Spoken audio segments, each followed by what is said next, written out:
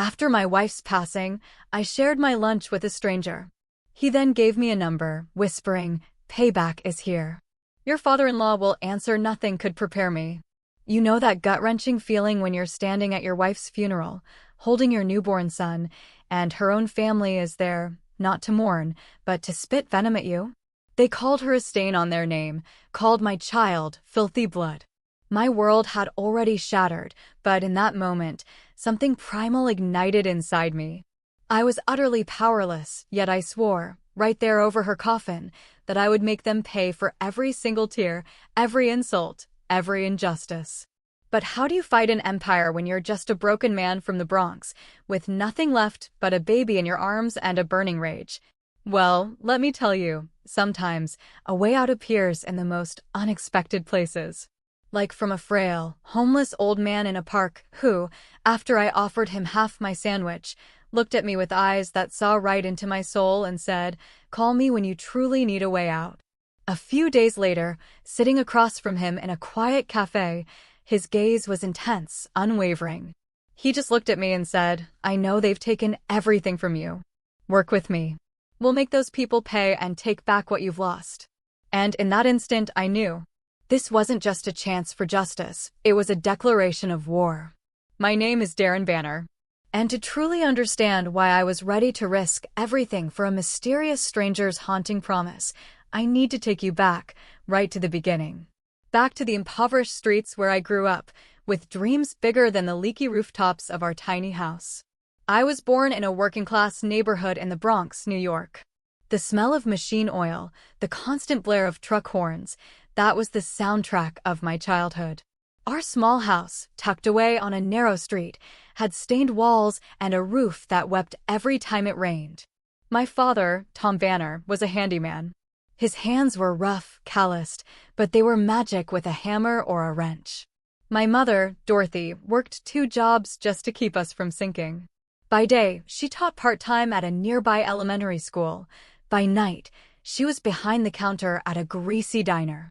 Our home was cramped, just a tiny living room, a kitchen, and 2 bedrooms where the wind always whistled through a corner. I still remember Dad in his worn armchair, telling stories of his youth, while Mom softly sang the songs her grandmother taught her. They didn't have much, but they had me, and I had them. Honestly, that was all we ever needed. But even from a young age, I saw the world's harshness. I once went with my dad to fix plumbing at a mansion in an upscale neighborhood. The homeowner, a man in a glossy suit, looked at my father as if he were dirt, a stain on an expensive rug. He berated my dad for being slow, even though Dad had been working tirelessly for hours. I stood there, an 8-year-old boy, clenching my fists, my face burning with fury. My father just bowed his head, silently kept working. But as we left, he took my hand. "Darren," he said, "as long as you stay honest and work hard, being poor is not a shame. Don't ever let them make you feel inferior." Those words branded themselves into my mind. My mother echoed similar sentiments. Coming home after a night shift, her feet aching, she'd say, "My dear boy, education is the key. Study hard, and you'll change your life, not just for you, but for us too." I absorbed every word. I didn't want my parents to have to bow to anyone ever again. I wanted them to live comfortably, free from worrying about every penny, every medicine, or electricity bill. I threw myself into studies like a parched man searching for water. At school, I was always at the top of my class, even in hand-me-down clothes my mother patched up. I didn't care when the rich kids mocked my worn-out shoes or tattered backpack. I buried myself in books, math problems, and literature, believing it was my only escape route from poverty. Every night, I studied under the dim light of a weak desk lamp, my mother beside me, checking my homework with a proud smile. My father would bring home old books discarded by his clients, stacking them in my room. "Knowledge," he'd say, "is something no one can take from you." But life was never just about beautiful dreams. When I was 13, my mother fell seriously ill. She had to take a week off work, and our meager savings vanished instantly. My father worked day and night, but it still wasn't enough for her medicine. I secretly went to a nearby grocery store, begging for a job. The owner, a stern man, looked me up and down and sneered. A poor kid like you? What do you think you can do? I couldn't answer. Just bowed my head and left. But that night, when my mother hugged me and promised she'd get better, I made a vow to myself I would never let anyone look down on my family again. I would work, I would study, and one day, I would make them see us differently. At 16, I earned a scholarship to a prestigious high school in another part of town. It was my first step into a completely foreign world. Kids drove their own cars, wore expensive uniforms, talked about European vacations like it was everyday chat. I felt like a fish out of water, but I didn't falter. I studied day and night, proving myself step by step. Those efforts earned me a university scholarship. College was even more challenging, but I persevered, graduating with a finance degree from a prestigious institution. The day I walked across that stage, my parents were in the back row. My mother sobbed uncontrollably. My father gripped my hand tightly. "You," he said, his voice thick with emotion, "are our greatest pride." After graduation, I hit the job market, armed with an honors degree and brimming with confidence. I sent applications to dozens of companies, but the market was harsher than I'd imagined. Rejection letters piled up, each one a punch to my dreams. Once, a recruiter scrutinized my old dress shirt, borrowed from a friend. "Where are you from?" he asked, his tone laced with suspicion. "The Bronx," I replied, trying to keep my voice steady. He gave a faint, dismissive smile. "Thank you. We'll be in touch." But I knew they wouldn't call. Then, by some miracle, an opportunity arrived. Sterling Group, a renowned financial conglomerate, accepted my application. My heart pounded as I stepped into their towering Manhattan skyscraper, gleaming glass, polished marble. I felt tiny, an outsider among expensive suits and high-level financial jargon. But when I faced the interview panel, I summoned all my courage, answering each question with confidence honed from years of relentless study. They nodded, took notes, and I was hired into the investment analysis department. The starting salary wasn't high, but for a kid from the Bronx, it was a life-changing milestone. My early days at Sterling Group were intense. I worked like a machine. Arrived early, stayed late, checked every number, analyzed every report. I wanted to prove I belonged, that my roots in the slums didn't define me. Gradually, colleagues noticed me. They called me the hardworking kid. Some even asked me to review their reports. I felt proud, but I couldn't ignore the reality. At Sterling Group, I was always an outsider. Class prejudice was as clear as day. Colleagues from wealthy families, Ivy League schools, were treated differently. They lunched at upscale restaurants, talked about vacations in the Hamptons or their family yachts. Meanwhile, I brought my mom's lunch. Ate quickly in the break room, trying to ignore the curious glances and whispers. Once, a colleague named Mark, the son of a bank executive, smirked at me. "From the Bronx, huh? How'd you even get in here?" "Must be luck." I smiled, swallowed my anger, and kept working. I knew that to survive here, emotions couldn't overpower reason. Still, the job transformed my life. I rented a small apartment near the office, and with a steady salary, I started sending money home regularly. I still remember the first time I brought a new TV to our little house. My mother's eyes lit up, though she playfully scolded me. "Darren, you don't need to buy these things. As long as you're healthy and doing well, I'm happy." My father just patted my shoulder, silent, but his eyes were brimming with pride. I also helped pay for Mom's medicine and fix the leaky roof. For the first time in years, I saw my parents smile more often. Those moments made every ounce of exhaustion, every condescending glance at work worth it. I began to climb the ranks. From an analyst, I was entrusted with more significant projects, joining meetings with major clients.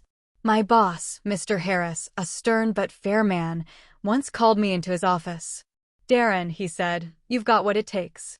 Don't let anyone hold you back." His words were like a shot of adrenaline. I worked harder, learned constantly, and gradually became a key player.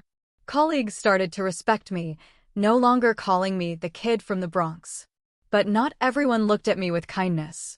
The two sons of the company's chairman, Roy Sterling and Bill Sterling, made it clear that class prejudice would never fade. Roy, the elder, was an arrogant man with slicked back hair and a voice dripping with condescension. Bill, the younger brother, was lazy, constantly relying on the family name to mask his incompetence. Both looked at me like I didn't belong in their world. Once during a team meeting, Roy deliberately asked about my background in front of everyone. "Darren, I heard you grew up in the slums, right? How does someone like you end up at Sterling Group?" The room fell silent, all eyes on me. I smiled calmly. "I got here through ability, Mr. Roy. How about you?" A few colleagues chuckled, but Roy didn't.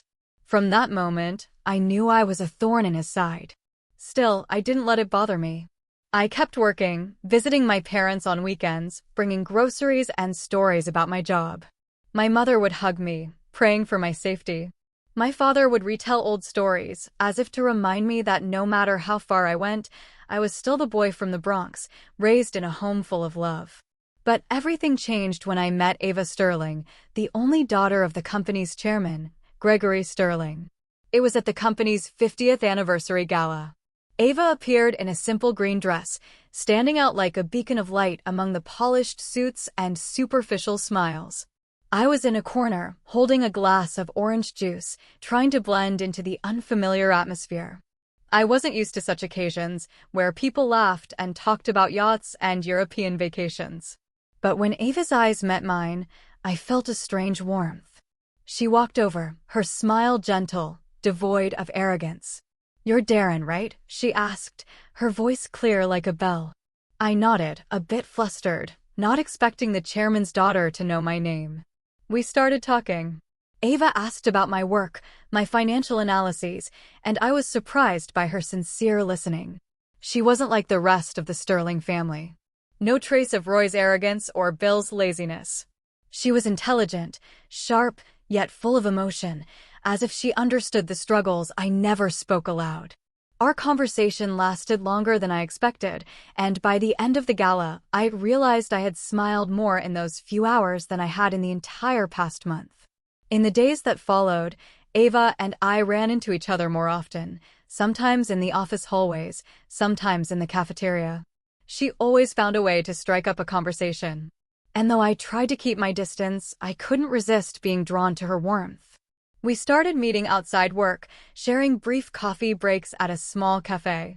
There, Ava spoke of her dream to escape the glamorous, but stifling world of her family. While I shared stories about my parents and our cramped house in the Bronx, I began to see that Ava wasn't just the daughter of a powerful dynasty. She was a woman with a free spirit, yearning to live authentically. Love came like a breeze, gentle yet powerful. I don't know the exact moment I fell for Ava, but it might have been the time she grabbed my hand during a sudden downpour as we ran for cover. She laughed loudly, her hair soaked, and said, "Darren, I love moments like this. No need to pretend, just being ourselves." In that moment, I knew my heart belonged to her. But I also knew this love wouldn't be easy. Ava was Gregory Sterling's daughter, and I was just a guy from the slums. No matter how hard I worked, I could never erase the divide between our worlds. Rumors about us spread quickly through the company. The curious glances and whispers grew more frequent. Roy and Bill, in particular, didn't hide their contempt. Once, Roy cornered me in a hallway, his voice icy. "Who do you think you are, Darren? A slum kid dreaming of my sister? Don't make me teach you your place." I clenched my fists, struggling to stay calm. But inside, a storm was brewing. Then my worst fear came true. One afternoon, Ava called me to a park near the office. Her eyes were red, but resolute. "Father knows about us," she said, her voice trembling. "He said if I don't end things with you, he'll fire you. Not only that, he threatened to cut off all my financial support." My blood ran cold. I knew Gregory Sterling was a powerful man who wouldn't hesitate to use any means to protect his family's reputation. But when I looked into Ava's eyes, I saw her fierce determination. "I'm not afraid, and I don't care what they do," she said. "I love you, and I want to be with you." Her words melted my heart, but also filled me with terror. I didn't want Ava to lose everything because of me. I had seen my parents live a lifetime in poverty, and I didn't want Ava to endure that.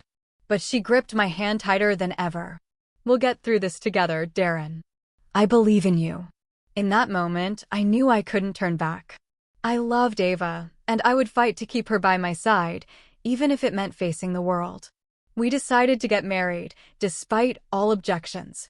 When I proposed, Ava hugged me, tears streaming down her face, but a radiant smile on her lips. "Having you is enough," she said. But the Sterling family didn't feel the same.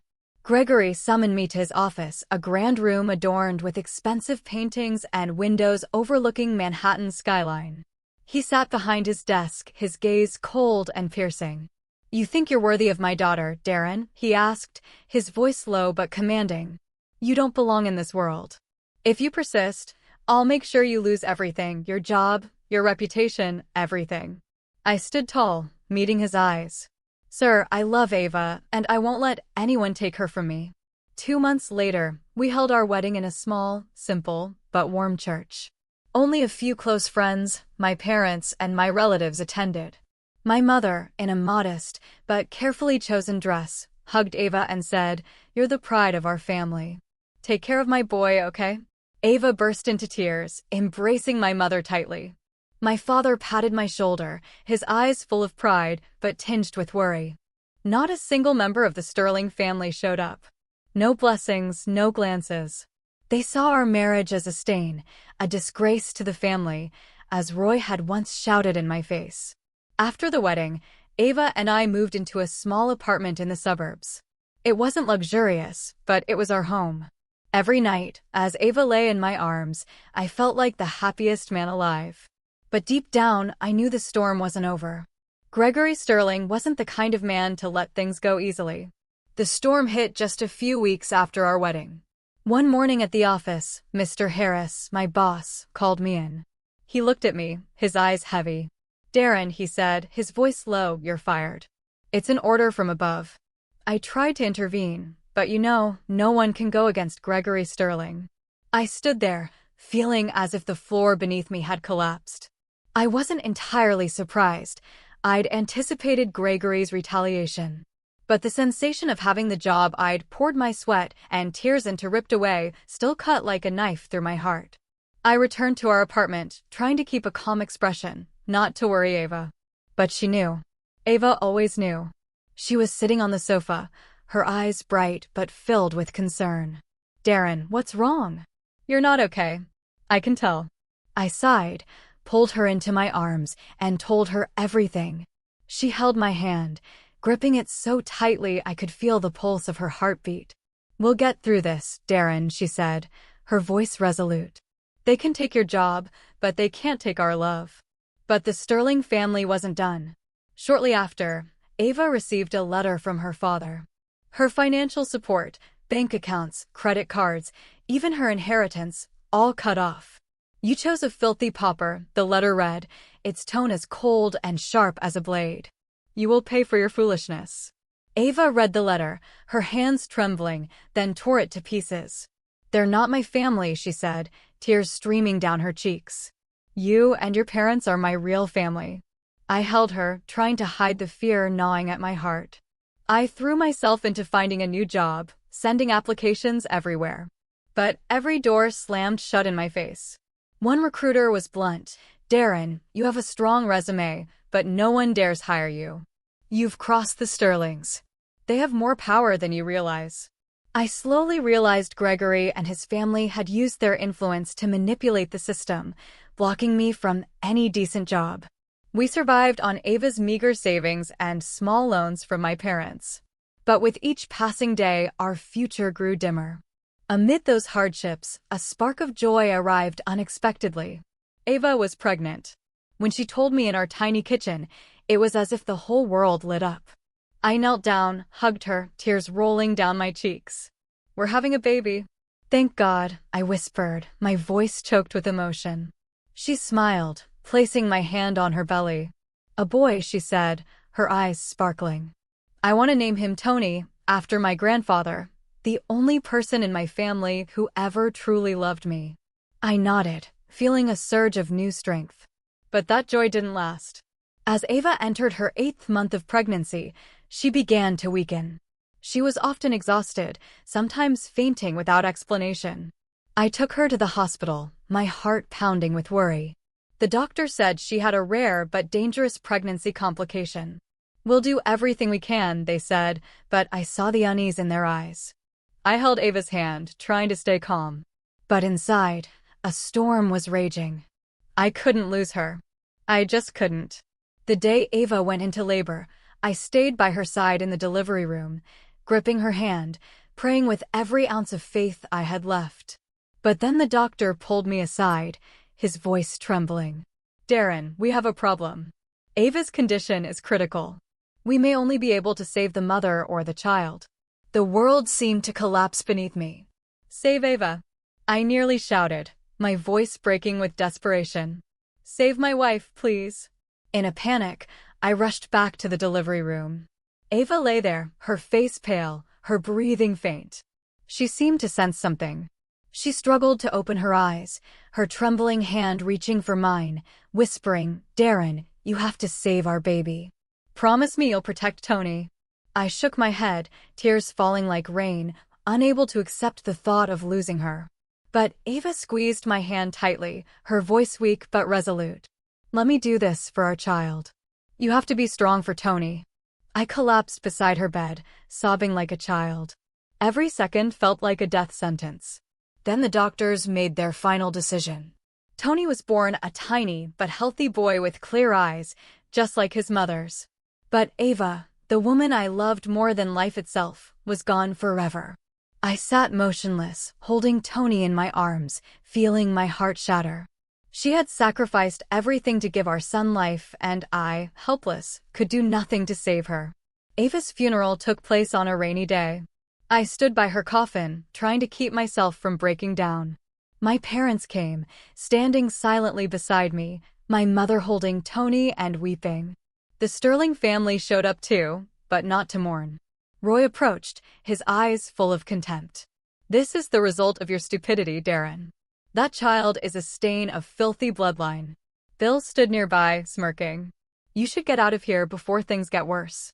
Even Gregory, with his icy demeanor, looked at my parents and said, your family is a disgrace, raising a son who dared to taint the Sterling bloodline.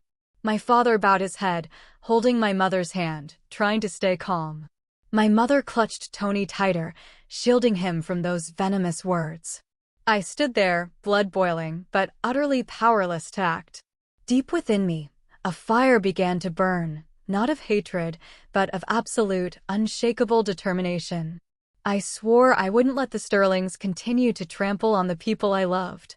I would protect Tony, and I would make them pay for what they had done to Ava, to me, and to our family. After the funeral, I brought Tony back to my parents' small house in the Bronx. The apartment Ava and I had called our home was now just a painful memory. I couldn't afford to keep it, nor could I bear to face the walls that still held her warmth. My parents welcomed us without a word of reproach, only silent hugs and eyes filled with sorrow. My mother, with her frail hands, cradled Tony and sang to him in the same clear voice she used to sing to me when I was a child. My father quietly fixed up an old crib in the corner of the house, the one he had made for me 30 years ago. Stay here, Darren, he said, his voice low but firm. Family is for leaning on each other. But I knew I couldn't rely on my parents forever.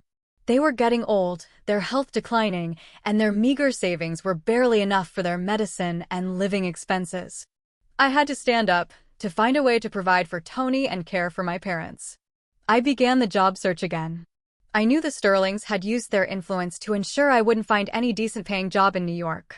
So, I turned to odd jobs, delivering packages, waiting tables, even working as a night security guard at a supermarket.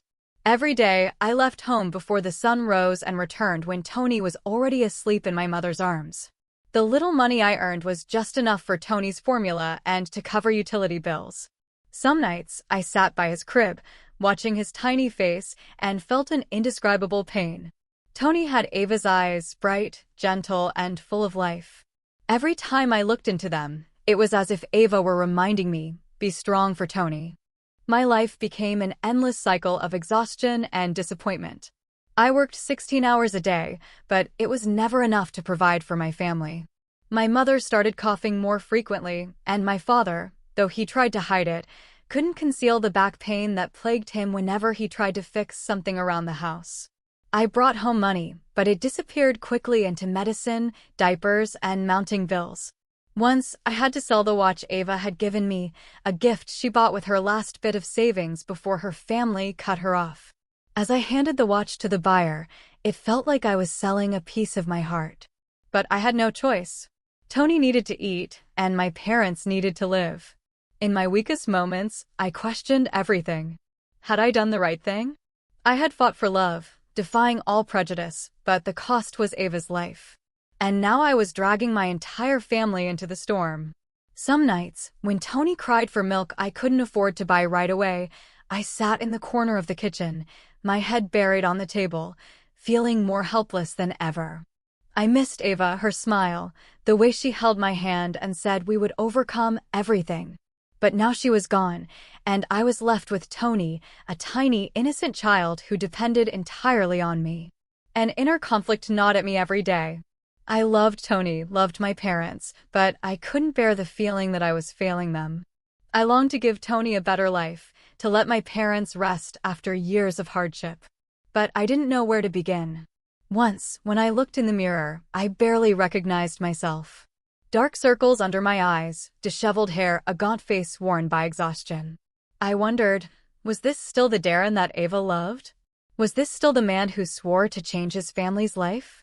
But amid that darkness, a faint spark still flickered. It was in my mother's smile, tired but warm, as she held Tony. It was in my father, despite his back pain, telling me old stories to comfort me. And it was in Tony, only a few months old, grasping my finger and smiling a pure smile, just like Ava's. Those moments reminded me of my parents' teachings, integrity and resilience. Darren, those are things no one can take from you. I knew I couldn't give up. I started seeking out small opportunities, anything that could help me get back on my feet. I took on extra night shifts, enrolled in free online courses to refresh my financial knowledge, hoping that one day I'd find a way out. I didn't know how to confront the Sterling family, but I knew I couldn't let them win. The vow I made under the rain at Ava's funeral still burned within me. And then one fateful evening, destiny knocked in a way I never expected. Through a mysterious old man, a crumpled piece of paper, and a promise that could change everything. I still remember that moment clearly, on a dreary afternoon in the park. In my hand was a sandwich I had bought in haste. Seeing a homeless old man huddled on a bench, my stomach tightened. Without thinking much, I tore the sandwich in half and offered him a piece. He accepted it, his trembling hands contrasting with his startlingly sharp eyes, as if they could see through my very soul. Then, silently, he pulled out a piece of paper with a handwritten phone number. "Call me," he said, his voice low and enigmatic, "when you truly need a way out." I tucked the paper into my pocket, thinking it was just an odd gesture of gratitude. But when I returned home, exhausted after a night shift, I couldn't stop thinking about his words. A way out. Something I craved more than anything. That night, I sat in my parents' small kitchen, the dim yellow light casting shadows on the crumpled paper. Tony was fast asleep in the next room. My parents had gone to bed, but I knew my mother only slept in fits and starts to watch over Tony, while my father hid the back pain he felt while fixing our leaky roof. I couldn't let them keep living like this. Couldn't let Tony grow up in the same poverty I had. I picked up the phone, my fingers hesitating over the keys. Finally, I dialed the number, my heart pounding as if I were standing at a fateful crossroads. The phone rang a few times before a calm, deep voice answered. "I've been waiting for your call." I took a deep breath, trying to keep my voice steady. "I'm Darren," I said. "We met at the park. You told me to call when I needed a way out." The old man chuckled softly, a dry but not unkind sound. "Meet me tomorrow at the cafe on 5th Street, 10 a.m., don't be late." Then he hung up, leaving me with a flood of questions and an eerie feeling, as if I had just stepped into a game whose rules I didn't yet know. The next morning, I arrived at the cafe, an old place with worn wooden tables and the faint aroma of roasted coffee. The place was nearly empty. The old man was already there, tucked in a corner, wearing a gray coat and a woolen cap pulled low over half his face, but his eyes, sharp and resolute, held my gaze. I sat down across from him, feeling as if I were entering a dangerous chess match. "Thank you for coming, Darren," he said, sliding a glass of water toward me. "I know you're at rock bottom, but I also know you're the only one who can do what I couldn't." I stared at him, my heart racing. "Who are you and why me?" The old man smiled, but it was a sad smile, heavy with memories. He slowly removed his cap, revealing a weathered face etched with deep wrinkles. "I am Arthur Sterling," he said, his voice steady but laden with emotion. "The founder of Sterling Group. And Ava's grandfather." It felt as if the air had been sucked out of the room. Arthur Sterling? A name that existed only in distant company stories, a forgotten legend. Ava had spoken of him. "My grandfather was the best person I ever knew," she once said, her eyes sparkling, "but my father pushed him out of the family. I never imagined I'd meet him, let alone that he'd appear in my life at this moment." Arthur began to speak, his voice rising and falling like the pages of an old book being opened. He had built Sterling Group from nothing, with a dream of creating a legacy for his family. But his son and daughter-in-law, Gregory, Ava's father, betrayed him. They tricked him into signing over his shares, slandered him, and forced him out of the company. "I lost everything, Darren," he said, his gaze distant. "The company, my honor, my family. But I never stopped watching. I knew about you from your time at Sterling Group. I saw your integrity, the way you loved Ava despite all prejudice. And when you lost her, I knew you were the only one with enough reason to take down Gregory." Arthur paused, then gave a faint smile. "Our meeting in the park? It wasn't a coincidence. It was my way of reaching you." I sat there, trying to process his words. "Why do you trust me?" I asked, my voice hoarse with emotion. Arthur looked me straight in the eye. "Because you have what the Sterling family lost. Resilience. A true heart. You didn't bow to Roy and Bill's insults. You fought for Ava, and now you're fighting for your son. I see in you the fire I let die out." Then he slid a thick, worn folder across the table. I opened it, my hands trembling, my heart pounding as I scanned the pages. They were classified documents. Evidence of Gregory embezzling money, setting up shell companies to launder funds, hiding debts, and manipulating stocks. There were records of suspicious accidents, sudden deaths, a journalist who vanished after investigating Sterling Group. Documents showing Gregory bribing officials and rigging politics to cover up scandals. A chill ran down my spine. Not just at the scale of the crimes, but at the ruthlessness of the man I once called my father-in-law. Arthur explained that he had gathered these documents over years, living in hiding to avoid Gregory's pursuit. The journalists who investigated him all disappeared, he said, his voice lowering. I stayed silent because I knew I couldn't fight him alone. "But you, Darren, you have the drive I lacked. You have Tony and you have Ava's pain." I gripped the folder tightly, feeling as if it were burning in my hands. "If I do this," I said, my voice trembling, "what will I face?" Arthur met my gaze, unwavering. "True darkness, Darren. Gregory isn't just greedy, he's a predator. He won't hesitate to destroy anyone in his way. But if you don't act, you and Tony will live under his shadow forever. Only by exposing him can your family have a future." I sat in silence, my mind reeling. I thought of Tony, the baby who lost his mother at birth. I thought of my parents who had sacrificed their lives for me. And I thought of Ava. Her smile. Her final promise. Protect Tony. I knew I couldn't turn back. This wasn't just a chance to seek justice for Ava. It was a declaration of war against a dark empire. I looked at Arthur and nodded. "I'll do it," I said, my voice steadier than ever. Arthur smiled, a smile filled with hope, but also caution. "Good. But remember, Darren, this will be a long battle. Once you're in, there's no turning back. We must be careful, and we only have one chance." I left the cafe with the folder tucked tightly in my bag, feeling as if I were carrying a ticking time bomb. Arthur had warned me not to tell anyone, not even my parents, about what he had revealed. "Gregory has eyes and ears everywhere," he said, his voice a low whisper. "One wrong word, and both of us could disappear, just like the others." I nodded, my heart heavy. I wasn't afraid for myself, but I feared for Tony, the baby growing up in my mother's arms, and for my parents, who had sacrificed their lives for me. I knew I had to be more careful than ever. Back home, I quietly hid the folder at the bottom of the wardrobe. Inside an old box Ava had used to keep the love letters we wrote to each other. Each time I opened it, her delicate handwriting hit me like a wave, and the pain threatened to overwhelm me. But now, that pain no longer brought me to my knees. Instead, it fueled me. Arthur and I began meeting regularly, always in discreet locations: a secluded park, a small diner on the outskirts of town, or an old, rarely visited library. He taught me how to cover my tracks, how to communicate without leaving a trace. "Gregory's no fool," he said during one meeting in the park, as we sat on a wooden bench pretending to be strangers, discussing the weather. "He has an entire network: lawyers, officials, even people in law enforcement. If we act rashly, he'll crush us before we can even speak." I listened intently, absorbing every word. Arthur explained that the documents he had given me were only copies, internal records he had collected over years.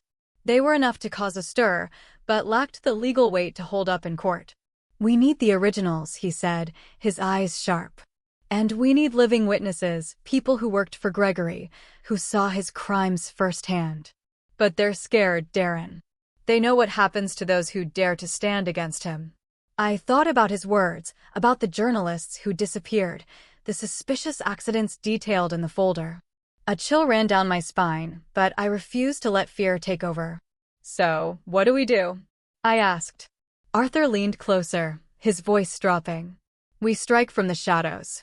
Step by step, we'll undermine Gregory's credibility, make shareholders doubt him, turn public opinion against him. When the time is right, we'll deliver the decisive blow, the original evidence and witnesses. But first, we have to find them and convince them to stand with us." Arthur's strategy was far from simple. This wasn't a straightforward lawsuit. It was a long, grueling war, requiring patience and cunning. I, a guy from the Bronx who had only ever known hard work and integrity, now had to learn to move in the shadows, conceal my intentions, and outwit an enemy 100 times more powerful than me.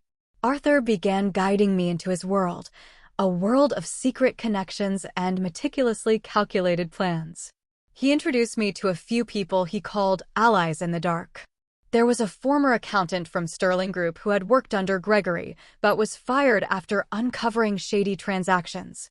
Now living under an assumed name, he agreed to help us on the condition that his identity remained secret. There was a journalist who had investigated Sterling Group and narrowly escaped death in a sudden car accident. She now lived in hiding, but still held onto critical documents she hadn't dared to publish. And there were others, former employees, betrayed business partners, each holding a piece of the truth. These meetings always took place in secret, often at night in places no one would suspect. I learned to vary my routes daily to check for tails. Each time I left the house, I kissed Tony's forehead as he slept soundly in his crib and whispered, "I'll do this, son, for your mom." My mother noticed the tension in my eyes, but didn't ask questions. She only hugged me, saying, "Be careful, Darren. I believe in you." My father was quieter, but I knew he worried for me. Arthur and I began building our plan. "We couldn't sue Gregory yet," he explained, "because the evidence wasn't strong enough, and his powerful network would ensure any lawsuit was buried." "To take down a predator," Arthur said, his eyes sharp, "you can't miss. We have one shot, and it has to hit the heart." I looked into the darkness ahead and told myself, this is only the beginning. During a strategy discussion in an old library, Arthur said, "We can't attack head-on. Gregory has too many allies. We have to strike from within, catch him off guard, and make him expose his own weaknesses." I nodded, gripping a book tightly. "So, what's the first step?" Arthur gave a sharp, cold smile. "We leak a portion of the documents, just enough to stir unease, but not enough for him to trace it back to us. The press will be our first weapon. They'll do part of the work for us, putting pressure on Sterling Group." That night, I returned home and held Tony in my arms. The baby slept soundly, his tiny lips pursed as if lost in a sweet dream. I kissed his forehead and whispered, "I'll do this, Tony. I'll give you the future your mother dreamed of." Then I sat down, opened my old laptop, and got to work. Arthur had provided me with an encrypted communication channel, a way to anonymously send information to a journalist he trusted, someone who had nearly lost their life investigating Sterling Group.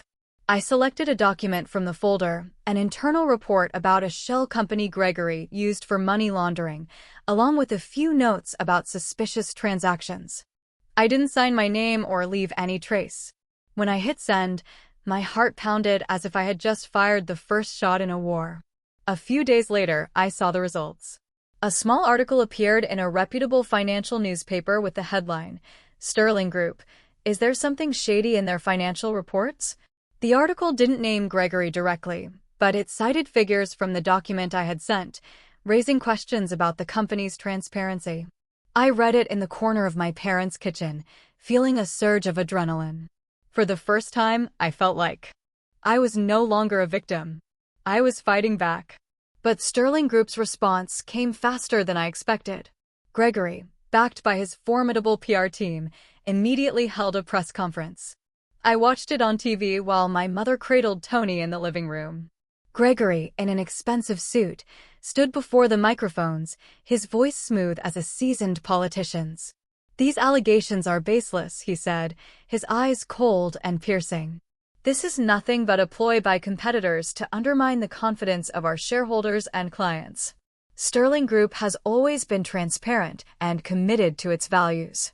Roy and Bill stood behind him, nodding like puppets, but I could see the tension in their eyes. Arthur called me right after, his voice excited but cautious, through a secure line. "You did well, Darren," he said. "This is just the first stone thrown into the lake. The ripples will spread, but we must be patient. Don't let them trace it back to you." I nodded, though he couldn't see me. "They won't find me," I said, my voice resolute. But deep down, I knew danger was closing in. In the days that followed, the ripples began to spread. Smaller shareholders of Sterling Group, those outside Gregory's control, started asking questions. A few more articles appeared, digging deeper into the irregularities in the financial reports. The media began to take notice, and I saw Sterling Group's name in headlines with increasing frequency. Arthur and I stayed hidden, watching from afar like shadows in the dark. Each time we met, I learned more about covering my tracks and sending information without leaving clues. But my life was still far from easy. I continued working odd jobs, racing against time to provide for Tony and my parents. Some nights, after returning from a shift, I sat by Tony's crib, watching him sleep peacefully, and felt a creeping fear. I was taking on an empire, and if I failed, it wouldn't just be me who suffered. My entire family would pay the price. But then I thought of Ava. The way she held my hand and said we'd overcome everything. I remembered Arthur's words, "We only have one shot." And I told myself I couldn't stop. I continued leaking documents, small pieces at a time, like drops of water overflowing a glass. A report about a secret loan, an internal email revealing Gregory's bribery of an official. Each document was a bullet fired from the shadows, aimed at the heart of Sterling Group. I didn't know if Gregory suspected anything yet, but I could feel the tension in the air. Once, while passing a newsstand, I saw Roy on the front page with the headline, "Sterling Group Chairman's Son Suspected in Fraud." I stopped, my heart racing, and bought the paper. The article didn't mention me or Arthur, but I knew we were shaking their empire. Arthur and I met again in a small diner on the outskirts of town, where the dim lighting and sparse crowd ensured no one noticed two men sitting in the corner. He looked at me, his eyes a mix of pride and worry. "You're doing well," he said. "But from now on, things will get more dangerous. Gregory won't sit idly by." I nodded, my hands clenched. "I'm ready," I replied, though a formless fear still stirred within me. "I won't stop until they pay for what they've done." As a series of articles continued to be published, the atmosphere at Sterling Group began to shift. I no longer worked there, but through the few old friends I had left, I heard whispers of unease within the company. Shareholders started raising questions at meetings, demanding explanations for the suspicious figures in the financial reports. Gregory, with his formidable team, tried to extinguish the flames with polished statements and lofty promises. But Arthur and I didn't stop. We knew the articles alone weren't enough. We needed a chain of relentless strikes, each one stronger than the last, to keep Sterling Group reeling. I began working with a small group of journalists Arthur trusted. They were people who had been threatened by Sterling Group, carrying both fear and determination in their hearts. One of them, Anna, had nearly lost her life in a car accident she believed Gregory had orchestrated. With her short, silver-dyed hair and resolute eyes, she became the leader in publishing our documents. "I've been waiting for this day for a long time," she said when we met in a small Brooklyn apartment where she lived under an assumed identity. "But Darren, you have to understand that once we do this, there's no turning back. Gregory will come after us." I nodded, my heart pounding. "I know." Then one morning, I turned on the TV and saw Sterling Group's name plastered across every news channel. A major newspaper had released a series of investigative articles with the headline, "Sterling Group Scandal: Corruption and Cover UPS at the Pinnacle of Power." The article cited testimony from a former employee in the accounting department who had witnessed Gregory manipulating figures to hide debts. This was the person Arthur had convinced to come forward under the promise of anonymity. A media storm erupted. Articles sprang up like mushrooms after rain, from financial journals to national news outlets.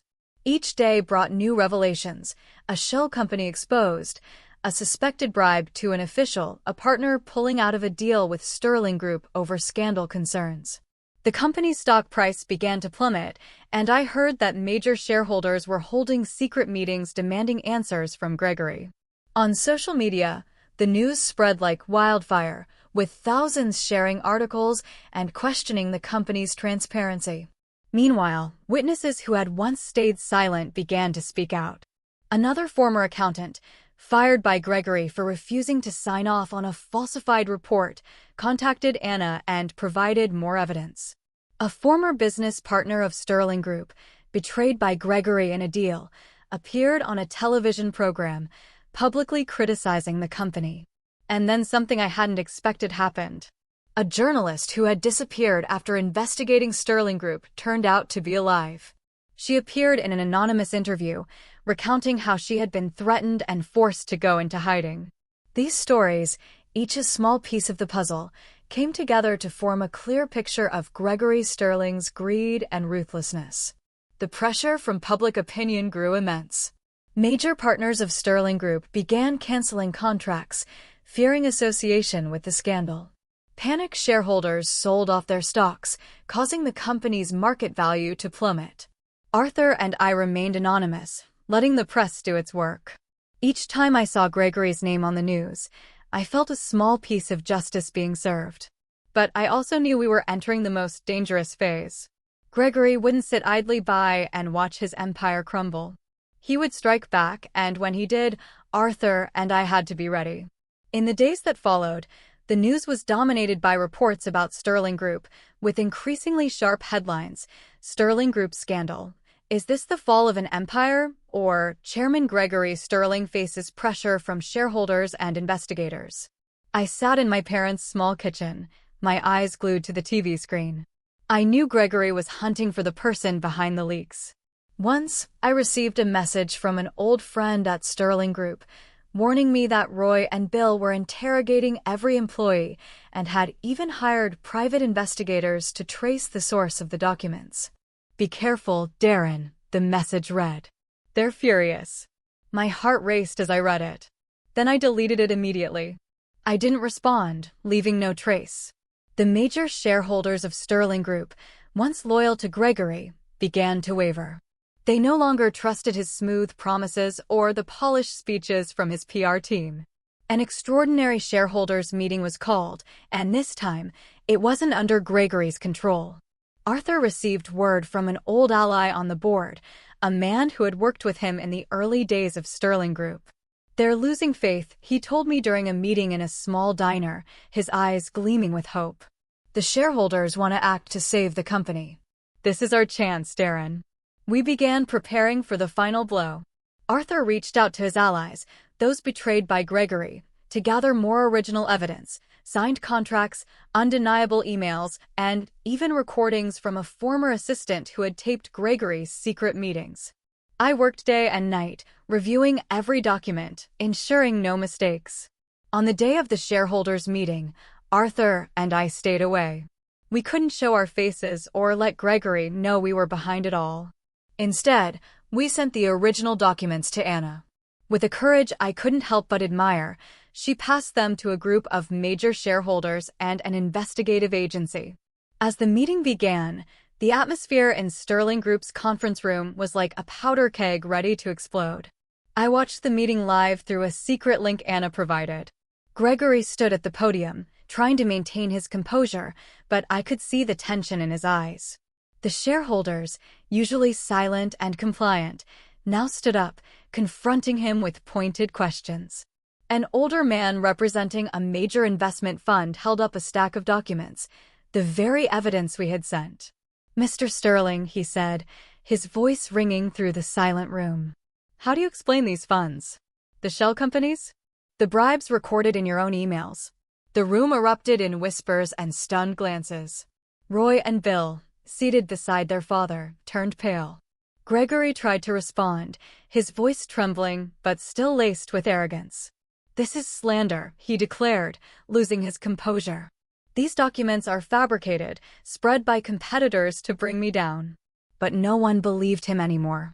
Another shareholder stood and played a recording, Gregory's unmistakable voice discussing a bribe to an official to cover up a scandal. The room fell silent. The only sound was Gregory's ragged breathing through the microphone. Then something I hadn't anticipated happened. A major shareholder, once a close ally of Gregory, stood up and proposed a vote of no confidence. "We cannot let Sterling Group collapse because of one man's greed," he said. "I move to remove Gregory Sterling and his two sons from the board immediately." A cheer broke out, loud and resolute. I felt a rush of adrenaline, unable to believe what was unfolding. Gregory tried to shout, to regain control of the crowd, but no one listened anymore. The vote happened quickly, and the results were announced. Gregory, Roy, and Bill were removed from the board. A temporary board was formed, pledging full cooperation with investigators to uncover every scandal. Gregory and his family were now under intense scrutiny. Investigative agencies swooped in, combing through every transaction, account, and email to trace the embezzlement, money laundering, and financial fraud we had exposed. I imagined Gregory's face, once arrogant and untouchable, now facing suspicious stares and unavoidable questions. In the days following the shareholders' meeting, the atmosphere in New York seemed to tremble with the storm we had unleashed. The press was relentless, churning out story after story. Meanwhile, Gregory, Roy, and Bill were summoned before investigative agencies, and I heard they had hired a team of high-priced lawyers to salvage their reputation. But this time, no one could cover up the truth. The evidence we provided, emails, forged contracts, recordings, was too clear, too sharp to be dismissed. Another shareholders' meeting for Sterling Group was scheduled, and this time, Arthur decided it was time for us to step forward. "This is our chance to close the past," he said, his voice low but powerful. "I'll tell my story, and you'll tell yours. They need to know who's behind all this." I clenched my fists, feeling as if I stood at a fateful crossroads. The meeting took place in a grand Manhattan conference hall, with gleaming glass walls, in an atmosphere as tense as a courtroom. Arthur and I arrived early, standing in a corner, observing the crowd of shareholders, reporters, and members of the interim board. Gregory, Roy, and Bill were absent, under investigation, and barred from attending. As the meeting began, a few longtime shareholders immediately noticed Arthur. Though he had left the company years ago, and his name seemed relegated to memory, the legend of Sterling Group's founder still lingered in whispers. Suddenly, a prominent shareholder stepped up to the podium, his voice booming through the hall. "Today, we are honored to have the presence of the man who founded Sterling Group. Many of you may never have met him, but he is a living legend among us. Please welcome Mr. Arthur Sterling to say a few words." Arthur walked to the podium with measured steps, an elderly man radiating dignity, his eyes sharp and his voice resonant. "I am Arthur Sterling," he declared, and the hall fell silent. A few people whispered, recognizing the legendary name. I was betrayed by my own family, pushed out of the company I built by my son, Gregory Sterling. But today, I return to tell the truth about his crimes, about the greed that has tarnished Sterling Group's legacy. He recounted his story, how he was tricked into signing away his shares, slandered, and isolated. He spoke of his years in hiding, gathering evidence, waiting for the chance to reclaim justice. The hall was quiet, the only sound Arthur's powerful, emotional voice. Then he looked at me, his eyes signaling. "But I didn't do this alone," he said. "There is a young man who lost everything because of the Sterling family, yet still rose to fight. Darren Banner, please come forward." I stepped onto the podium, my heart pounding. All eyes were on me, and it felt like the world was watching. "I am Darren Banner," I said, my voice trembling at first, but growing steady. "I was once an employee of Sterling Group, humiliated by Gregory Sterling and his sons for my humble background. I loved Ava Sterling, and she sacrificed everything to give us our son, Tony. But the Sterling family took her from me, took my job, and tried to take my son's future." I told my story, about my love for Ava, the Sterling family's opposition and retaliation, her tragic death, and the months I lived in despair. I spoke of our fight in the shadows, the documents Arthur and I had leaked, the witnesses who had come forward. "I didn't do this out of hatred," I said, looking directly at the crowd. "I did this for justice. For Ava, for my son, and for everyone the Sterling family has trampled." The hall erupted in applause. Tears streamed down my cheeks, not from sadness, but because for the first time, I felt I was no longer alone. The shareholders, once silent under Gregory's reign, now stood, voicing their support. The press captured every word, and I knew our story, Arthur's and mine, would spread far and wide. We were no longer shadows. We were victors. I knew that somewhere, Gregory, Roy, and Bill were watching the meeting on a screen, and I imagined their faces, stunned, furious, realizing that the one who brought down their empire was me. Darren Banner, the penniless pauper they once mocked. Arthur's honor was restored, and he was invited to rejoin the board as an honorary advisor. But he declined, looking at me with a proud smile. "You're the one who should lead, Darren," he said. "You have the heart and the ability Sterling Group needs." In a surprising decision, the board offered me a position on the new leadership team as CEO. I was stunned, unable to believe that I, a guy from the poor streets of the Bronx, had been recognized and seen. After my appointment, I moved my parents to a new home. Not extravagant, but comfortable enough for them to live without worrying about medical bills or a leaky roof. Tony, my little boy, began growing up in a loving environment with better care and nourishment. My mother still told him stories every night, and in those moments, my heart was warmed beyond measure. Each morning, when I looked in the mirror, I no longer saw a broken man with dark circles under his eyes. Instead, I saw a father, a son, and a man who had fought relentlessly for justice. I had kept my promise to Ava, to Tony, and to myself. But more importantly, I wanted to send a message to everyone still struggling in the shadows. Hold fast to your integrity. Stay resilient. And never, ever give up. Justice may come late, but if you keep fighting, it will surely come. So, tell me, what would you have done in my place? Have you ever faced such overwhelming injustice, where it felt like the entire world was against you? Let me know your thoughts in the comments below. I really want to hear what you think.